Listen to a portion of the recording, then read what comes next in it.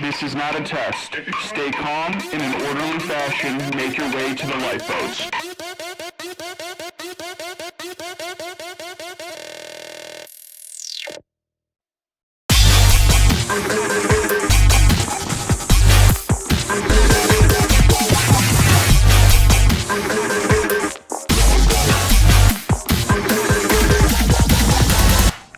Mayday, the ship is sinking. All right, welcome back, everybody, to our Wednesday, which is for the recoveries. So it's our recovery podcast, or our recovery meditation cast, I should say. Right.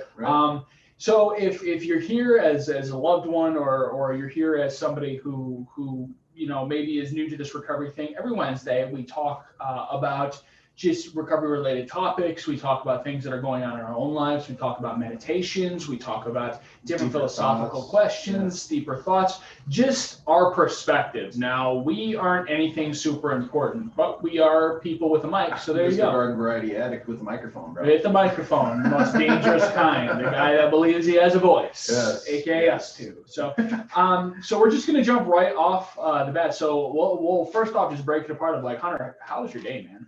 You know, it was pretty good. I got a little bit of news. My sister's not doing the best. She's going to the hospital, but going to see her here right after this. And nothing serious, just a little hiccup sort of thing. So that was a little bit shaky, but other than that, it's been a good day. I'm grateful to be clean, grateful to be sober. You know, nothing is gonna get me high, so I know that much. Yeah, and I hear you, man. This day has been, and I know for both of us, for those of you who might be tuning in for the first time, Hunter and I work together when we're not doing podcasting, and I know your schedule. And God rest my soul, dude. Yeah, right. We've just been doing nothing but meetings. Yeah. For the last better portion of the week. And they've been good meetings. And they've been great meetings. They've been fruitful meetings. They're talking about recovery. They're talking about new movements in the recovery field, whether it be with like Lifeboat or with our company Wellness INX. Mm-hmm. But it's just like, good golly, man. My brain's fried, dude.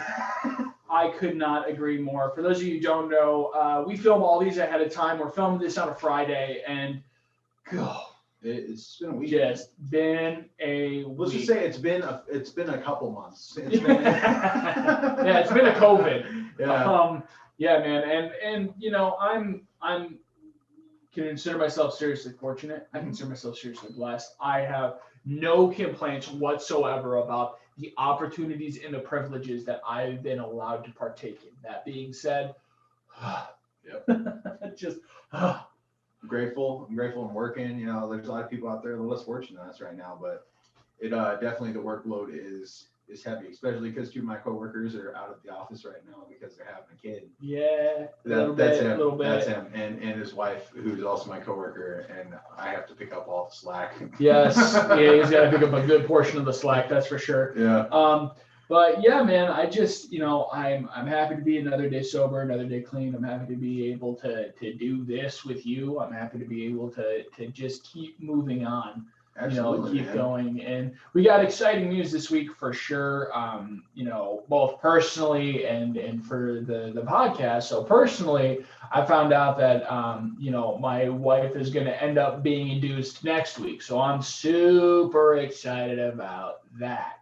Like, we're finally at the end of this pregnancy. It has been fun. My wife is more of she's a better human being all around, but she's more of a fighter and a soldier than I could ever be. I mean, she has just trooped through this thing in amazing fashion, and I'm so happy that other than a couple of just like frustrating moments, this pregnancy has went off without a hitch. So I'm really happy about it. But the exciting thing, for those of you who might have listened to Monday's podcast, you already know this, is we got the opportunity to we're going to interview Phil Valentine.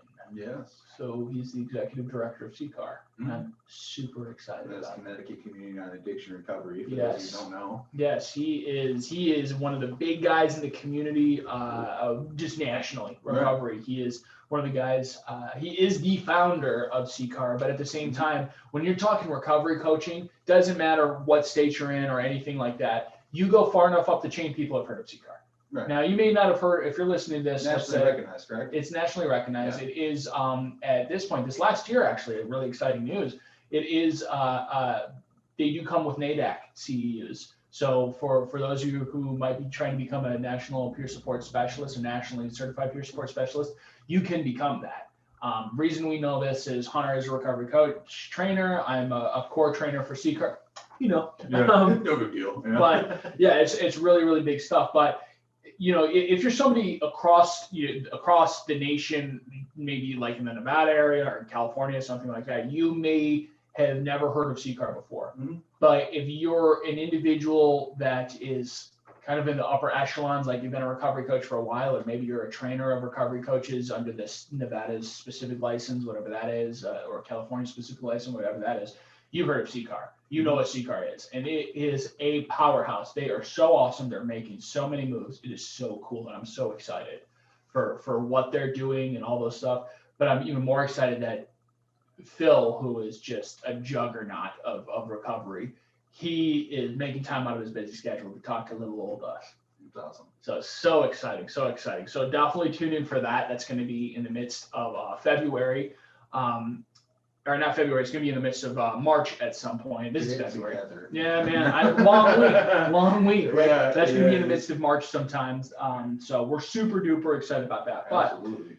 man, I think that there's no more apt question to talk about what we're going through right now, but to start off the meditation podcast. And what is the most important goal every person should have? I've been setting goals for the past like 10 hours. A lot of goals. A lot of goals this week. Yeah. So restate the question for me again? Yeah, exactly. Yeah. So I've been setting goals all day with our two amazing staff people over at Lifeboat, Mr. Nick DeMont and Mr. James Taylor. So I get it, right? Yeah. What is the most important goal every person should have? The goal is to set goals. The goal will always be the most. It's the wish theory. Yeah. You get 3 wishes. First wish, 3 more wishes. No. Second wish, don't know. Third wish, more wishes. Yeah, I suppose Always you every don't time. want to ask for 3 more wishes with your first wish. I think the first wish is always going to be, it always has to be, I wish that there will be no negative consequences for any of my wishes. That's the first one. There will be no negative consequences. How much time have you thought about that? That's pretty good. Thank you. Right? Because you don't know if you're in a cursed genius situation where it's like, I'll give him what he'll want, but he'll regret it for the rest of his, and it's gonna be horrible. It's like, no. First goal. Right. No, I want absolutely no negative consequences for any of my wishes. Mm-hmm. Second goal, I want you to do exactly what I say, even if it's ignoring the genie rules. That feels like it would break the genie rules to make that. It's a loophole. Okay. It's a loophole. Okay. It's a big loophole. Okay. Because they'll be like, oh. And then you ask for 3 more wishes. Yeah. And then you say, I want 3 more wishes. And then you're like, wait a second. Wait. Well, I don't know how that works. Or you can go, first wish, I want you to tell me all the negative consequences of what my wishes may end up having. Anyways, back to recovery. But back to recovery. But here's the thing, and it's a joke, but it's like, this is the type of stupid stuff that I think about sometimes. Clearly, I put thought into these things. Yeah. But secondly, it's like, I feel, once again, I'm so happy that I have the opportunity, that I'm in recovery, and that I have these things. Right. How silly it might be, man. Just whatever makes you happy, And you never know when you're gonna come across a genie. Right. Or my Probably favorite never. one. But hey, My favorite one. I wish all spiders could fly. Yeah. You're the devil. That's my favorite one. Like, wait a second. Like all spiders could fly, and they could shoot webs with more accuracy. I don't like that at all. Wait, what? That sounds terrible. Just nothing that benefits you, but it's just like, wait, you're making things a lot harder for the rest of humanity. Right. Like, when your wish is the curse, it's like, there's nothing that you can do to make this any worse than it already is. So let's be real clear. Spider monkeys, is that what they were in the Wizard of Oz, or they're just flying monkeys? They're just flying monkeys. Oh, okay, well, flying monkeys then, all right. Anyways, but no, with the goal thing, it's just, the most important goal is really just striving for something that's going to bring you that fulfillment. We talked about fulfillment during our last Monday cast. We talked about the stage of recovery of fulfillment. So whatever's going to bring not necessarily that stage upon you, but whatever's going to bring fulfillment in your life should be the most important goal you should set. That's why I'm really big on like, if you're going to set like a long-term goal, I'm pretty avid believer on like, wait a little while. Like a month in recovery is not when you should be setting that goal to like do those big things. And like, that's okay if you set it, but it's going to change. Because you need to figure out what makes you happy, figure out what your niche is, and then set a goal around that so it can bring you that fulfillment of what your life purpose might be, you know? Absolutely. And I think when it comes to goal setting for individuals, it has to be realistic, but we always talk about with our recoveries, man, and even in our own lives, we talk about this stuff sometimes. Like there has to be a goal out there that's like, I'm aiming towards, it has to be far enough out there. And yes, realistic is important, but sometimes it's okay to dream. You gotta strive.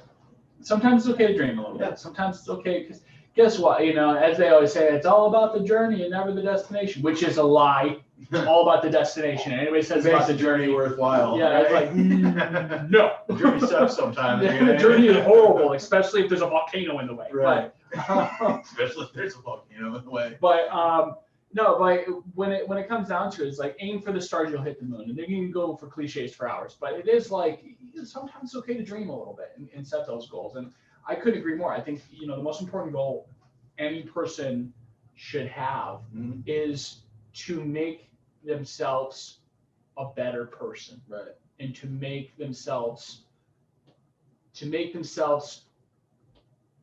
a better person, but somebody who can look back at their old self, or they can look ahead in their future and say, like, that person is somebody to be reckoned with. Yeah. Like, I mean, and I like what you're saying too about the dreaming a little bit. I had these thoughts of like. He has these dreams. I have these dreams, yeah. Now I have two goals that I'm not going to talk about them because there's some of them idea snipers out here listening to me right now. But no, one of them is to open a recovery house. That has been my goal since I got in recovery. I've always wanted to open a recovery house.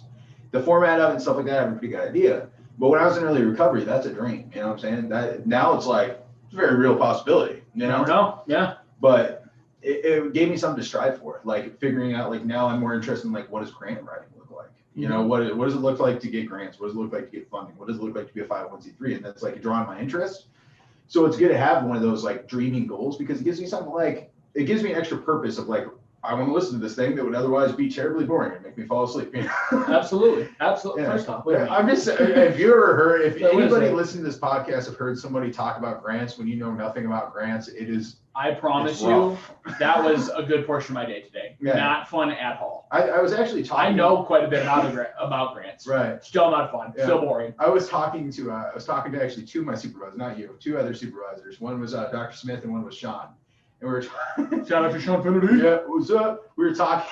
We'll be interviewing him in a month or two, so you'll get to see Mr. Finnerty. He is amazing dude. Amazing guy. He's the head of the hospital program, recovery coaches in the hospital, and never was there another person who was so perfectly fit for a job like that. Like he's so cool. Management wise, he's way cooler than us. Yeah. So, anyways, I was talking to him and I was talking to Dr. Smith, and we're collabing on a project, right? And he's like, they're talking about the laws and the way we're gonna get around that and like the grants and like the fundings. Following the law, by the way, not to like the way we're gonna. No. I was talking about where the law plays in on that and how we have to be careful that we're gonna fit in within what we're allowed to do. Mm-hmm. And then we're also fitting into what the grants are like applying, whatever, all this stuff. And I'm sitting there and they're like, what do you think about that, Hunter? I'm like, brain checked out like half an hour ago. So it's hard sometimes. Blue screen, he's out. Right? I'm like I know about don't get me wrong, I know about HIPAA, I know about 42 CFR Part 2. Explain HIPAA. Let's take the next 30 minutes to explain 42 CFR Part 2 to our listeners. Yeah, let's do that on a Monday. Yeah, check in on Monday cast. Check in on a Monday. Okay, so if we do 42 CFR Part 2 or HIPAA, it is a solid bet that we do not have enough material for that week to talk about. If we're talking about that on a Monday cast, we probably I promise, this is a promise to my viewers, I will never let that happen. Okay, I will never let him teach you about 42 CFR Part 2 on this podcast. Says nothing about me making you do it. Yeah, I'm just saying, in Recovery Coach Academy, I was an ambitious young recovering kid who, when we're like, who wants to volunteer to read 42 CFR Part 2? I was like, me, and then it was like 5 slides, and I'm like, wow. Just paragraphs and just never ending. 42 CFR Part 2 is and you're like, oh my, you're like, I was just reading words off a page, no comprehension. Yeah. But I taught him what it meant. I vowed never to raise my hand again after that. Many do. Yeah. And those paragraphs have taken down better people than you. No, but I when it comes to grant writing and all that kind of stuff, it is a necessary part of the job. It's a necessary part of achieving those goals, right? And I think that aiming for a goal that fulfills you, because here's the other thing too that I think we run into way too much. We work with a lot of recoveries. How often have you met a recovery whose goal is coming out of their mouth, but you can clearly hear somebody else's voice on it? For sure. All the time. Yeah. All the time. Like, I need to do this. What do you mean you need to do? Do you want to do that, or is that a need? Like, well, my parents say, or this person says, or this person says, my therapist says, and it's just like. Right. Favorite question is, and it's part of the plan. I believe we call it Plan B, which comes after the Plan A. But before the Plan C. Yes, it does. But it says, how will this move you forward in your recovery or in your life? Or it's something along, it's a little bit phrased different, but that is such an important question for that reason. Someone says to me, like, I want to give back. I want to chair some meetings. I want to go service work. And I'm like, why? Why do you want to do that? Yeah. And it's like, well, I don't know. It's what they say. And I'm like, I don't disagree that service working is an amazing thing. Unbelievably important. Service. Right. When service. When you know. But the reason behind doing it should be more than because that's what they say to do. It's like, why is it important? You know what I'm saying? I want you to talk to an old timer, someone who's done service, and figure out why is it important. Why is that something you need to do? Make an argument for your goal. Right. For gosh sakes, because this is a good habit that we practice all the time, but it was something that had to be taught to both of us. And it's something that we teach to our recoveries. If you have a goal, you should have an argument why that goal is important. Right. It shouldn't just be like, I have a goal, and then you say why, and the next words are, I don't know. That is not good enough. I'll say it again. It's not good enough. You need to have a reason for that. And it could be a simple reason. My parents said that it'd be important to me. My therapist says that I probably should do it. It's like, okay, that's okay. The therapist says it or something. Yeah, that's reasonable. Right. Versus like, I have this goal. Why?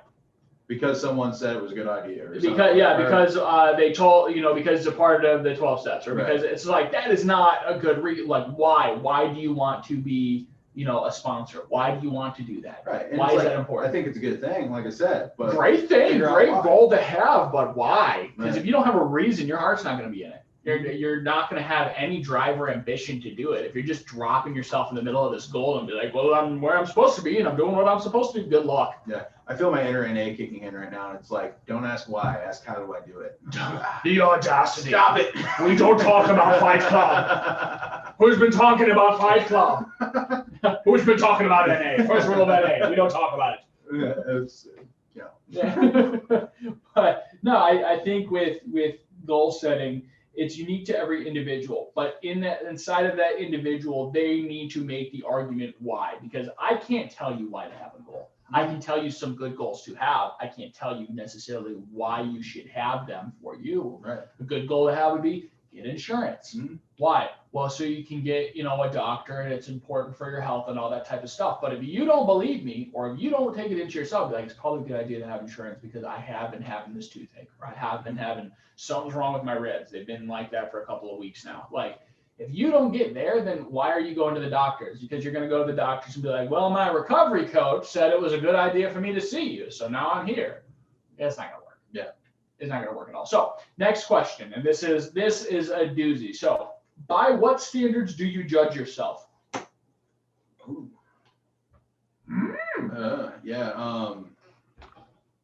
That is a tough one, because I do know I judge myself to a harsher standard than I would judge other people. Sure. 100%. And I know that my Do you think that that's okay? No, I know that my judgment, well, to a degree, because I really don't care what other people do, to be honest with you.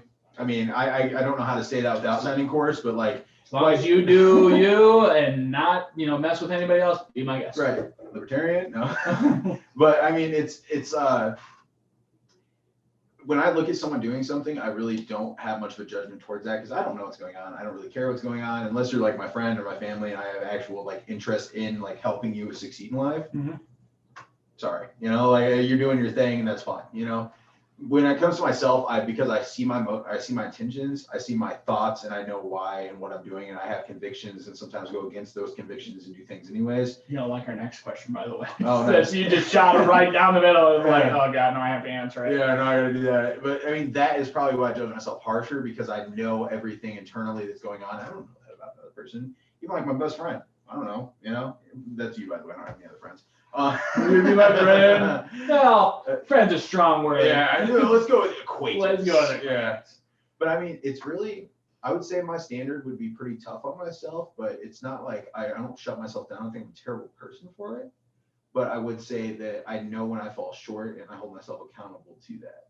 Okay. Yeah, I could definitely, I mean, I definitely resonate with that. Mhm. I mean, I want better for myself and I want better for my family and I want to be a better husband and a better father and a better all of these things. And I think that I start to judge myself unbelievably harshly because it's like, I can do better. Or when I mess up or when I mistake. I'm not like doing the, bad me, hitting myself in the head, woe is me dance, but I'm doing like, I can do better. I can do better.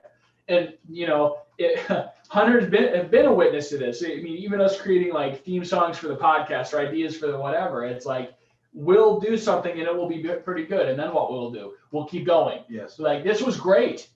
Go again. Yeah, again. Yeah. And I mean, there's been times, and maybe one day we'll release the footage of this, but there's been times where it's just like, we do it and they're like, that's it. Yeah. That's the one. Are you talking about the footage of us trying to record things? No, my gosh. I was gonna say, don't release that. That There's ever too many gets curse onto words. the ever gets on the internet. But no, I think I hold myself to a higher standard because that's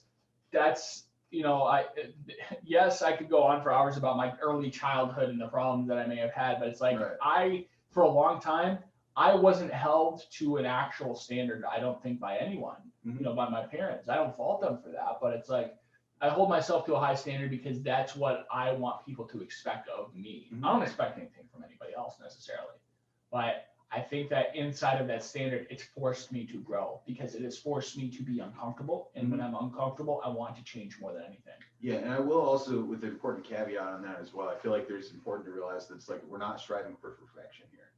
It's like I know there's times. Speak for yourself. Yeah, right. I'm not. But like driving for sainthood, and I'm not stopping till I get there. Yeah. But I guess for me, it's like I'm going to work to what I believe is okay, and I know that I'm going to fail because my standards are always going to be higher than You're like, yes, you will fail, and yes, you do. No. Yes, often. Yeah. In fabulous form. But it's like I know that like I'm going to fail when it comes to like my expectation of myself sometimes. Sure. And it's like, that's why I tried to let go of some expectation, and like let go of that a little bit, but I still know what's right. And I know I'm still going to fall short, and that's okay. It's like, I have a goal and I have steps towards that goal. And I have like a time limit of when I want to reach that step. And sometimes I might not reach it that time. I might reach it a little bit later on. I think that's okay. It's like, it's not the end of the world, but I am careful about expectations because as we say in my program, it's not my program, a program that I go to is expectations or resentments waiting to happen, or future resentment, some people will say, that's been true in my life. Yeah, and I agree with that. I often have expectations of myself, and there's very often that I don't achieve those expectations. But I am in a constant state of flux where I know inside of myself I can do better.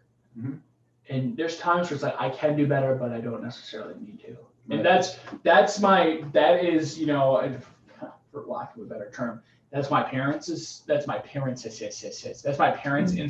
coming out inside of me. Yeah. Both of my parents are doctors, and both of them are very, very successful. And I saw them do grueling amounts of work. And I think a lot of the standards I judge myself sometimes is based upon the standards that I perceive them to be judging themselves by. And wanting a constant state of like, I can do more, I can do better, I can do more, I can do better. And here's the thing, my wife will certainly tell you, and some people around, that can be problematic sometimes because like I'll overcommit. Now, not to say I'll deliver on all of my commitments, but at the end of it, I'm almost in the ground. It's like the end of this week. Yeah, like I'll be almost in the ground. I'll be so exhausted. I'll be running on E. I will be, and then I'll sleep in and I'll slip on what I really want to do. But I've worked out, this week and things like that. And I love working out. I feel, great. It's part of my self-care routine. But there's been a couple of days this week where it's like I wake up too late. Because if I don't wake up early, I'm probably not going to work out. Mm-hmm. It's not because I just can't get into it or something like that. Sometimes it is, but most of the time it's just like, I can't do that because starting at 9, I am in meetings or with groups and I don't stop until like 6 at night. And I ain't going at 6 at night because then I have, my pregnant wife who's having a child and she needs to be taken care of and I need to be, so that's a solid justification, man. Well, absolutely. And no, it's an absolute justification, but it's a matter of when I start to overcommit, I do start to squirm or squeeze things out of my life that I enjoy doing. Absolutely. I've done it myself. It's really easy to do because it almost becomes, okay, what's malleable here? The only person I'm laying down is me if I don't do this. So oh my gosh, that negotiation with myself. Yeah. I have that once every other week. Right. The only person, ain't nobody gonna know if I don't do that other than me, so I'll just let it go so I can do the 6 other things. Right. I'm like a terrorist in my own life, and I'm really good at negotiating with terrorists. So, it's a perfect example. It's I'm very, very good. Yeah. There's times it's especially when I'm running, I'm a distance runner, so I'll be doing 5 miles, 6 miles. It's just I don't negotiate. Pretty good. I don't negotiate. I have to keep going. The moment I look down at that timer, it's done. Yep. I look down at the timer, I look down at the distance, I'm in a world of pain. Everything starts to seize up. So I just got to keep going. So I think this goes kind of perfect into what you were saying earlier, but I think it's one of the best questions early recoveries can ask themselves to start growth. And it is something that I've seen far too many early recoveries and older recoveries not ask themselves. And it's if the moment you ask this and give yourself a true answer is the moment you'll start growing. And that is, why do you judge yourself by your intent, but others by their actions? So I literally said this earlier because I know my own intentions, right? So that's the easy one. That's easy. I know myself by my intentions. I don't know the intentions of others, but it's just how often have we been told the intentions of others, but we've all of a sudden, taken the bat to them and be like, no, what you're saying is a lie. Right. I guess for me, it doesn't apply as much as I could see where you're going with this because I don't, like I said, I really don't care what other people do. And I make it sound callous, that may sound rude, but it's the reality of I have so much stuff in my own life going on. It's I don't have any time to work on other people's stuff. If I start taking other people's inventory. Okay, so hypothetically, let's talk about young recoveries that may not have that in their life. Well, I'm just saying, get busy and then you don't care. Get really busy where you barely can care about your own emotions and then start saying this. Right, and then work the steps and have people continuously tell you not to take other people's inventories. And it's okay, I guess I won't do that. I still like to do something. Well, and here's the nature of the field that we work in. You are forced to take people's inventories a lot. Forced to. It's not a matter of I'm going to ruin this person's day. It's a matter of this person's definitely lying to me. Yeah. And there's a lot of things that need to get done, but if they don't tell me the truth on this, we won't be able to get some of the things that they need to get done because they're not ready and they're in pre-contemplation, which if you want to learn about pre-contemplation, listen to episode number 1. Anyways. So I guess it just comes down to what we want to believe in, or if we're willing to listen to the person are listening to. I guess in that sense, if we're willing to trust that person that we're listening to.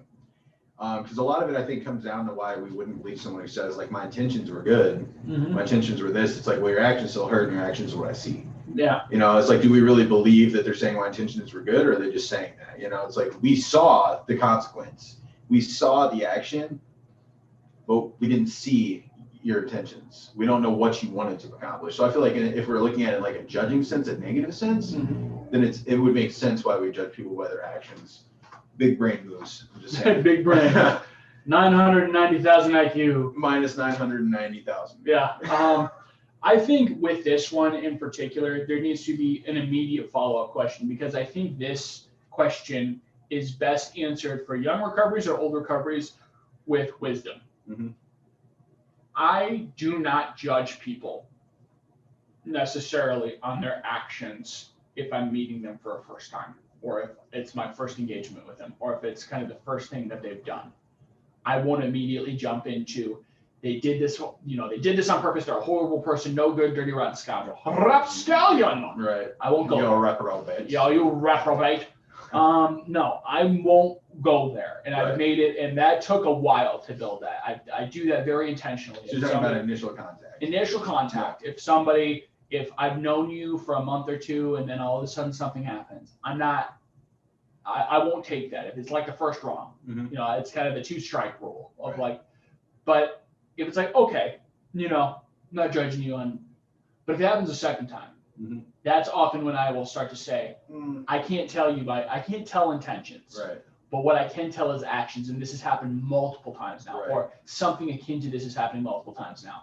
And this is pointing me or leading me to believe, because usually I'll have a conversation on the second step, then I've had this happen with you before. What this is showing me may not necessarily be true, but what this is showing me is that what your intentions are other than what you're saying they are. Mhm. And Your that intentions are matching your actions. Yeah. Sort of thing. Yeah. and usually that's where conversations start. Like that time I stole your wallet. Yeah. What? No. You never stole my wallet. Calm down, everybody. Yeah, no, that never happened. And that's why we became best friends, because he learned I didn't have any money either.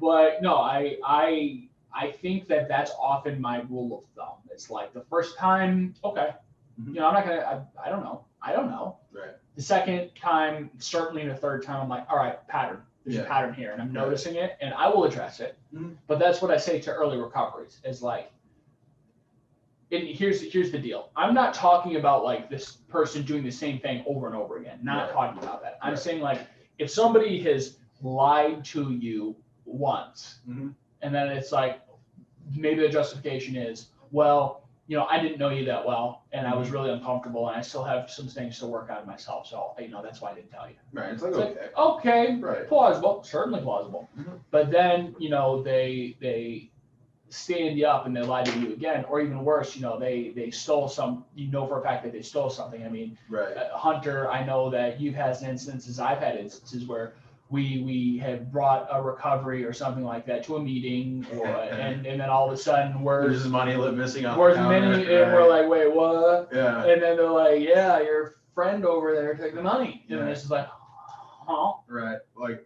who's the one? No. Like, wait a second, what's going on? And then we Right. have to reconcile. But oftentimes, if you're in early recovery, pattern recognition is really important. Heck, if you're in early recovery, honestly, it's better for you to be safe than sorry. Yeah, I was gonna say, when it comes to things like theft or something like that, Yeah. Yeah. Well, I mean, really, like that's a very addict mentality. So even me now, like if it's a client and I heard that you stole something, don't care. Doesn't affect my business with you, your client, right? I'm gonna work with you regardless. If you stole something from my office, then I would have to report that to my boss and whatever she would or suggest, But if it's a friend or something like that and they stole something from my house, that's probably about the end of it for me. Yeah. On that, I won't go to pattern recognition. It's like I'm sorry. Sure, it's and like, there can be. I'm certain there's things out there that are like they're the no-go zones. Right, Like, if it's this just a wild happens, line. then A plus B equals C. It's just Right. done. Because it's not, because I've had people, take things from me before, Mhm. and it becomes like, I'm not gonna hate you for it, because you're clearly figuring out your own stuff. Mhm. You're just not welcome here anymore. Yeah, and that's protecting myself. Like I'm not gonna. Quite frankly, I don't really care about judging that person, or like even the guy that I took. He wasn't even a client. He was a friend of mine. The guy that I took, and he stole money from an Alano club. That happened, and it's like I don't judge him for that. I know where he's at. I would have done the same thing if I was using. There's no question in my mind. I would have done it in a heartbeat. But I do know that I have to protect my recovery, and that I can't have people like that influencing my life. You know what I'm saying? It's like I know also where I'm at in my recovery, that I'm a lot more likely to get pulled down than I am to lift somebody up as a friend level. And that's the reason there's professionals out there that can navigate him and help. Absolutely. So let's hit another question, which is, and this is a compilation. I think there does need to be kind of an extensive conversation here, which is, what are the 3 questions you would ask to get the most info about a person, or who a person really is and why? So what are the 3 questions that you would ask to, let's say, a recovery or to a person to get the most info about them and why? And this is motivational interviewing all days, which we will get to motivational interviewing eventually. We are both Right. people that we're not masters, but we're certainly skilled in the art of You motivational got a interview. deep knowledge. The about one it, thing yeah. that you will learn about motivational interviewing, it's like you just got to practice. You got to keep doing over and over and over again. You eventually get better at it. Yeah, honestly, it's on like All CEs for Less or something like that, or Improved Michigan Practices. It's like they've got like 50 videos out on motivational interviewing. And there's a litany of TED Talks. Best, the best motivational interviewer is on the planet. Everybody knows this. No. Joe Rogan. Joe Rogan I is the can best, see, yeah. he's the best motivational interview on the planet. I mean, I don't know how that could even be argued. Yeah. Like the amount of people he's interviewed, the amount of reach that he has, he is an interviewer. He's the most powerful interviewer that's ever existed. But you want to see Zach Galifianakis. Zach Galifianakis between two ferns. Between two ferns, he kind of takes the trophy. Yeah.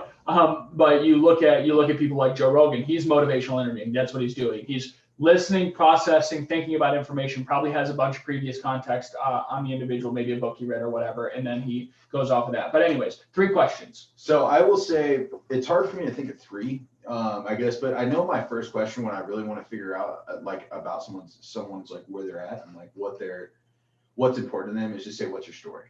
That's one of my favorite questions, like, because that kind of opens it up. With the client, I'm very cautious with that because it can get into like, maybe War past stories, traumas, war trauma. stories. But if it's a friend or somebody, like if I'm giving a buddy a ride to a meeting who I kind of know from a program or something, I'll be like, what's your story? God, he's right out of like the 50s. Isn't he? He's a recovery out of the 50s. What's your story there, fella? Well, I mean, really though, if you say, what's your story? What's going to be responded is what that person thinks defines them. I really thought he was about to say, what will be responded is what? It's like, I was about to say that's the most accurate statement. I haven't had that response yet. I have a lot. One of them being from him. Yeah. So, Huh? But no, I mean, I've asked that question. It's really cool because it really tells you what that person perceives that defines who they are today. Sure. And I kind of like that. And then my second favorite question is why, and that doesn't tell me anything about somebody, but I like to ask why a lot, and I learned that from you. Why? Yeah, I mean, literally, when I'm working with a client, I feel like sometimes it gets a little bit like tedious, but I want to do this. Why? Why'd you learn from me? Why? What did you learn from me? To ask why. Why did you learn that from me? Because it shows intent. It tells you why they want to do what they're doing, right? It's like it makes them think about it too. Like somebody's like, man, I'm just having the worst day ever or something like that. I love to say it, like, why? And they're like, well, this, that, and the other. I'm like, why'd that get you on the wrong square? And they're like, I don't know.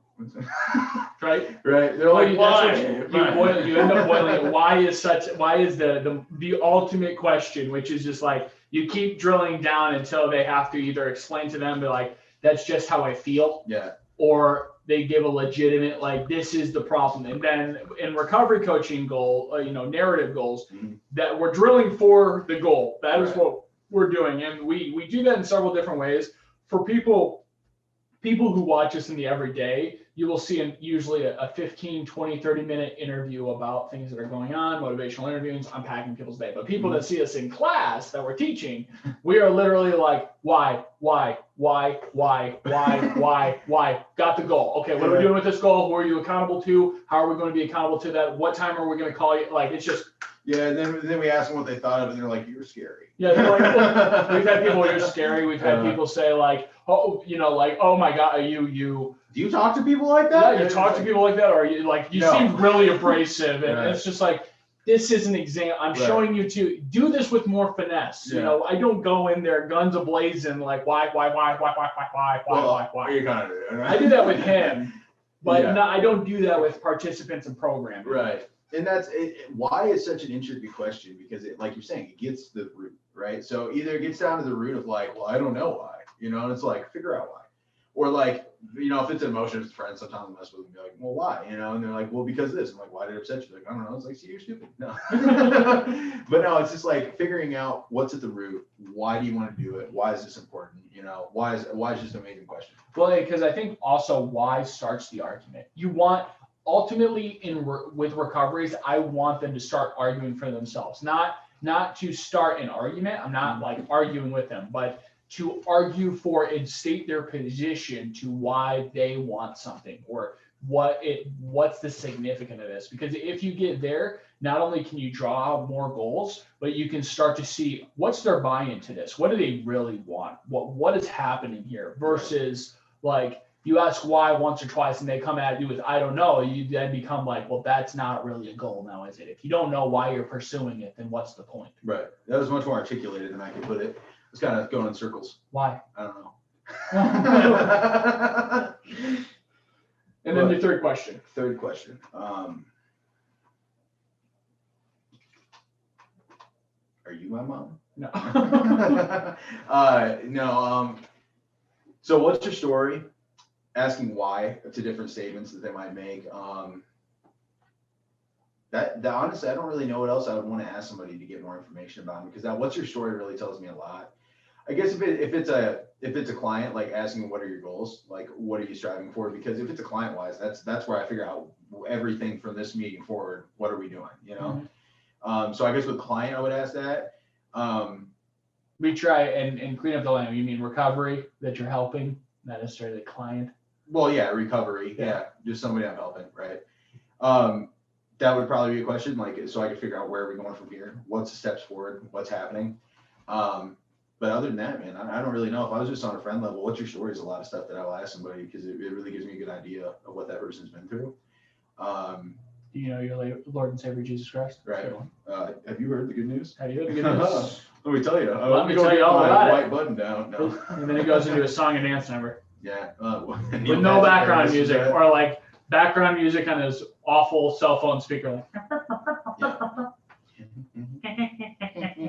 Yeah, I definitely would agree with that. You know, my rendition is, you know, I'm a lot more forceful in my questions. For those of you who know me, you definitely know that's true. And I can come off as more like, I want to know everything all encompassing about you. Because I prime the conversation. You know, I start the car with along the lines of, tell me about yourself. Mm-hmm. I leave it open. And I leave it hanging too. I don't like, what do you mean? Like, tell me about yourself. Like, who are you? No, but, and then I will then progress it. But why did you do that? Oh, that's interesting. Why did you do that? Oh, that's interesting. Why did you do that? I say, oh, that's interesting a lot, because people will say, oh, okay, this person's listening and my life is interesting. And it's true. I find people fascinating. I say for sure, but then people started to mock me. For sure. They literally know I'm going to say for sure, and they say for sure. For sure. For sure. Mm-hmm, for Yeah, sure. I don't like No, that. but I want to get as much information about somebody. So tell me who you are. Mm-hmm. You know, tell me what you think. That's one. That's one. Number two. Number two, I agree. Why is that? That's definitely, I think, my number two, because That wasn't my phone going off, by the way. That was just my phone going. Yeah. No, but why is that? Like, I keep on, some form of why, because that's like that's the driver that gets it going. Mm-hmm. And oftentimes, I will ask them about, not oftentimes, I don't necessarily do this with my recoveries, but I do this sometimes with people, which is, you know, what's your belief on a power higher than yourself? Or what's your belief on morality? What's your belief on ethics? What does that mean to you? Mm-hmm.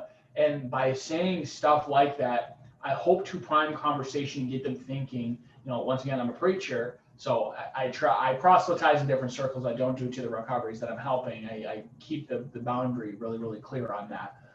But for people I'm not helping, I'm probing for either do they believe in a deity, do they believe in a higher power, or I'm probing for something along the lines of like,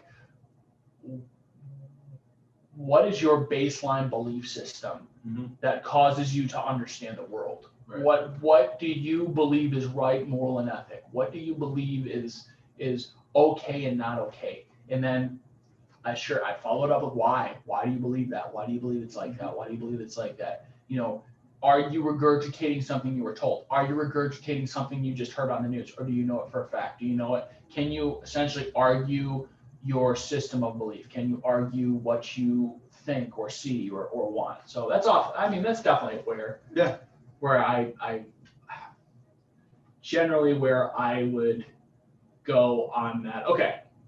So this last question is somewhat of a stupid question, but I think it's necessary.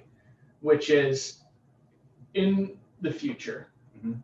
30 years from now, or we'll go a little more realistic. 10 years from now. Apocalypse. That's the answer. Apocalyptica. That's just the answer. Apocalyptica. No, 10 years from now. Okay. 10 years from now. Apocalyptica. Yeah, Okay, it's 3 years from now. apocalypse. Yeah, possible apocalypse. No, so let's say 10 years from now, barring everything goes well. Right.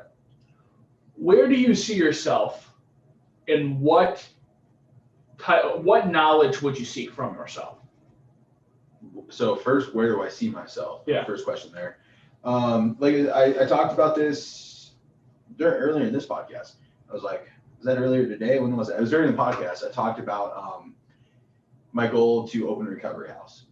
So I would definitely, hopefully by 3 years from now, 3 years, 10 years, what are we talking about right now? 10 years. 10 years? Yeah, definitely have it open by then. And I'd be working in that, God willing, everything goes right and all that. But that would be one place I would be at. I would be helping individuals in the way that I've always dreamed of doing. And then I would also hopefully have my other goal instilled that I'm not saying because of all the idea snipers out there. But it's just, I'd be achieving the goals that I have that are longer term goals. I would hopefully have at least my bachelor's and some sort of social work. I think just bachelor's in social work by that point. And then knowledge I want for myself is just, I guess being able to see that there, because like we talked about, like honestly, I don't believe in the lie that said about the journey. It's not about the destination, because like the journey it's awesome. It's a day-by-day thing, but the destination is what I'm going towards. So I'd be like, I want to see myself in that situation, not necessarily gain the knowledge for myself there, because I want to learn that along the way, but to just simply see that like it is possible, like that is where I'm going, and then that be a motivational factor for me. Sure. I'd say for myself, I'd want to have some voice in the recovery community that is helping shape the future for future recoveries. Not necessarily myself. I'm not looking to be, grand poobah or anything like that, but I would love to have enough of an influential voice to say like it is possible for people, and that for people maybe even in pop culture or regular culture to think about recovery in the context of it's a good thing, it's a healthy thing, and this thing that we call addiction is not necessarily a choice, and that there's more to this thing than the movies and the media would have you believe. That's what my hope is.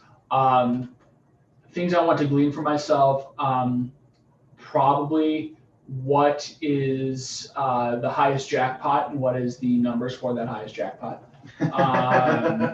Super Bowl winners over the next 10 years. Just Back to the future. Just Back to the Future myself. What's up? Go buy a sports almanac. I'm gonna be really honest with you. I'm going straight Biff. Like, you think everybody always empathizes with McFly and thinking I'm gonna be the guy that saves my mother and father's marriage. Nope, I'm gonna be a gambler and start a multi-billion-dollar corporation. Goal setting, friends. Hopefully by then time travel will be created, okay? Follow me on this.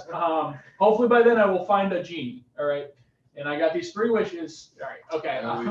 We've butchered it. No, I think I would hopefully glean for myself the mistakes that I am undoubtedly bound to make, and how to be the best father and husband I could possibly be. But most of all, what is the recovery community struggling with then? I think that is what I want to see more than anything, because I think a lot of times, and this isn't necessarily true, so I don't want to paint in a super broad stroke, but I'm for those of you who are listening, please hear me. I think we have reached a point in the recovery community, oftentimes, not in all of them by any means, not everybody by any means, that we lack foresight.